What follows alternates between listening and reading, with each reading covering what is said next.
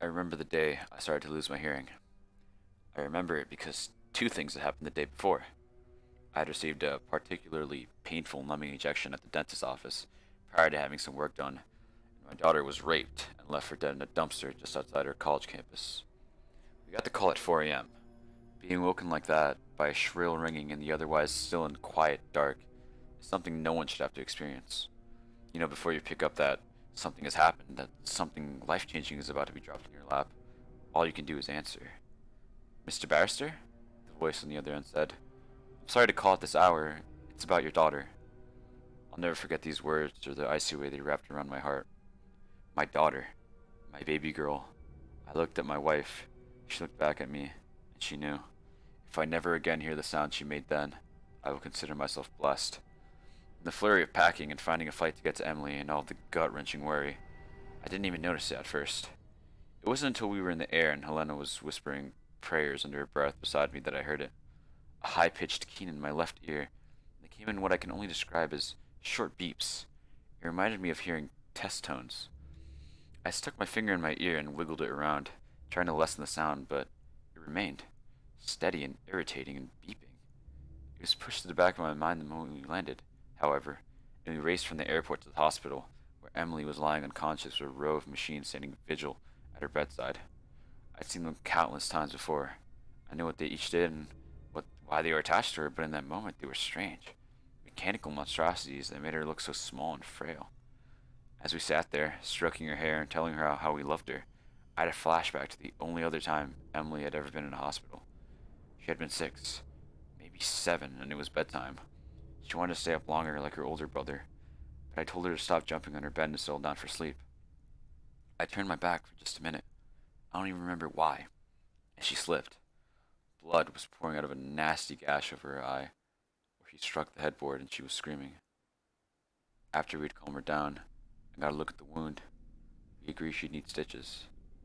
While Helena got her dressed, I called the hospital where I worked as an anesthetist and got hold of one of my doctor buddies to let him know I was coming in. Helena stayed home with her son while I took Emily in. Is it gonna hurt? Emily asked from the back seat. She was staring at me in the rearview mirror, one eye covered by the cloth she was pressing against her forehead. No, I'll make sure it doesn't. How? My little girl, ever the skeptic. Remember how we talked about how Daddy makes people go to sleep for his job? It had become something of a joke in our house. Better behave or Daddy will put you to sleep forever. Yeah? Sometimes I only make part of a person sleep. That way, the doctors can make them better, and they don't even feel it. You're gonna do that for me? Yep. And you're gonna stay with me the whole time? Of course. She barely winced when I injected the local anesthetic, then fell asleep during the actual stitches. Emily was a tough little girl. She was a tougher young woman. It took her 3 days to wake up. In that time, the hearing in my left ear had started to fade, until the only thing I could hear with absolute clarity was that high-pitched ringing I first noticed on the plane. Beep, beep, beep. I couldn't worry about it just then, though. Not when my family needed me so badly. I didn't want to mention it to anyone. Emily's recovery was a slow process. She claimed not to remember who had attacked her, and she couldn't offer any description or statement to the police. She was tight-lipped about what happened, even with her mother, with whom she'd shared with everything. My carefree, forever smiling daughter was now haunted, and every time she looked at me, there was such pain etched deeply into her eyes. I'd never felt so hopeless or hollow. After she was released from the hospital, she quietly withdrew from school and moved back in with me and her mother, where she spent most of her days shut away in her room. All the while, the deafness and ringing in my ear continued. Beep, beep, beep. Still, I put off going to get it checked out. I figured it was some kind of screw up from the dentist injection, and there wouldn't be much that could be done about it anyway. It would be almost impossible to prove. My focus was entirely on Emily and helping her in any way I could. My own issues be damned. We got her into therapy, we researched healing techniques, we devoted ourselves entirely to her physical and mental health in every way she would allow. It took months, but she started to smile again. The night terrors started to recede, and piece by piece, our Emily started to come back to us. We had just started discussing whether she felt comfortable enough to return to school when things began to unravel. Emily had come to the hospital I worked with to have lunch with me. We were sitting in the cafeteria, our trays of food untouched in front of us while we talked about what courses she might like to take. She was in the middle of telling me about a genealogy class she was interested in when she froze mid sentence and the color drained from her face. Kiddo, you okay? I followed her fixer back to the register line, where a trio of people were waiting to pay for their food, and I looked back at her. I need to go, she said suddenly. What's wrong? Love you, Dad. She practically ran out of the cafeteria. I turned back to the three at the register. Two I recognized, the chief of medicine and an oncologist, but the third I didn't know. He was a young man around Emily's age, and the passing resemblance he bore the chief led me to believe he was a relative of some sort, probably a grandson. The longer I looked at him, the louder the ringing in my ear became. Beep, beep, beep. When I got home that night, Emily was sitting on the back porch, staring off vacantly while our dogs wandered about the yard.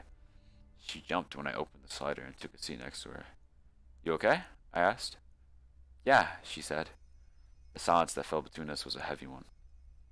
About today, I started to say. Victor, she said quietly. I didn't say anything, afraid to interrupt and cause her to shut down again. He goes to the same university. We had a biology class together. Every word sounded like it was being torn forcibly out of her.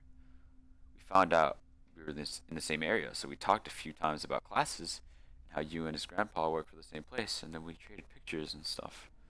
And stuff was clearly things that no father ever wants to think of his daughter doing. I just nodded. It was going too fast, though, so I told him I wanted to just be friends again. He didn't like that. He told me if I didn't do what he wanted, he'd share the pictures I sent him. Her voice cracked and she turned away from me. That's illegal now in a lot of places, though.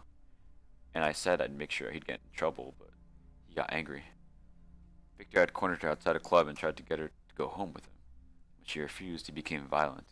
He dragged her into an alleyway and attacked her. He said if I ever told, he'd share all of our texts so people would know I wanted it, and he'd make sure you were fired and that your career would be over. Emily was shaking with sobs. Her grandpa's the chief of medicine. He could have done it. I mean, yeah. I pulled her in close and held her while she cried. No matter how much I tried to tell her that we needed to call the police, she refused. I can't, Dad, she said. He has texts and pictures. No one would believe me. The next day when I went into work, I went straight to the chief of medicine's office. I didn't know what I was going to do or say. I just had to do something. I'd barely knocked on the door when he called me in. Before I could speak, Dr. Gladson looked up and said, Oh, good. Martha found you. I wanted to talk to you about my grandson, Vic. He's having surgery this afternoon. Nothing too serious, but I'd like you to be in his anesthetist. How the fuck do you say that? I don't know. I'd asked Taylor, but he's already scheduled. I almost said no. I almost shouted that his damn grandson was a monster. I almost told him I'd sooner seen him dead. Instead, I took a deep breath and said, Of course. Good. It's at 2:30 with Dr. Lim. As I turned to leave, the ringing in my left ear seemed so loud that it was almost throbbing. Beep, beep, beep. At 2:30, as promised, I was seated at the head of the surgery table behind the ether screen. Victor, a good-looking kid with a cocksure attitude about him, was lying in front of me. Hello, Victor, I said. Hi. He wasn't at all nervous, which told me he didn't know who I was. It didn't surprise me. Not many people bothered to learn the anesthetist's name. Is this your first surgery? Nope. So you know how anesthesia works. Count back from 10, yeah? Yes. I made small talk while I set up, asking him about where he went to school and what he was majoring in. When it came time to put on his mask and count down, I asked him one more question. 10. I think you might know my daughter. 9. Yeah? 8. Yeah, Emily. 7. Oh yeah, I think so. 6. She ever tell you what I do for a living? 5. Maybe. He was getting drowsy. 4. I put people to sleep for a living, Vic. I was whispering. 3. Huh? He was struggling to stay awake. 2. Sometimes permanently. 1. The beeping in my ear was especially loud then, and slowly I realized that it was echoing. I looked up at his heart monitor, sitting not too far over my head, and it beeped in time with the ringing in my ear. Beep, beep, beep. Surgery went well for about 20 minutes until Victor experienced a sudden drop in blood pressure. The shock to his system sent him into a violent seizing fit, and the surgeon was barking orders demanding this and that to stabilize the boy. But there was nothing that could be done. Anesthesia overdoses could be such terrible, tricky things. As the staff struggled to revive him, I made a show of doing the same. The steady rhythm of the ringing in my ear changed for the first time. Beep, beep, beep, beep. Victor was pronounced dead at 3:02 p.m. At the same time, the heart monitor was turned off. The ringing in my ear ceased, and sound returned to it in a loud, almost painful burst. I was glad for the surgical mask then. As it covered Victor with the white sheet, no one could see that I was smiling.